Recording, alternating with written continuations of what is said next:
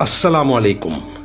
आज की इस वीडियो में इंशाअल्लाह ईद उल फितर सन 2025 के हवाले से महकमा फलकियात और रोयत हिलाल की पेशनगोई बताई जाएगी। वीडियो अच्छी लगे तो लाइक ज़रूर कर दें। मज़ीद वीडियोस के लिए चैनल सब्सक्राइब करके बेल आइकन दबा दें। जैसा कि आप जानते हैं, हर इस्लामी महीने की इब्तदा चाँद देख कर की जाती है और बेशक इसका सही इल्म अल्लाह ताला की ज़ात के अलावा किसी के पास नहीं, लेकिन साइंसी तहकीक के बिना पर महकमा फलकियात की जानिब से पेशनगोई की जाती है। इस वीडियो में हम आपको इस साल यानी 2025 के माह शव्वाल के हवाले से की गई पेशनगोई बताएंगे।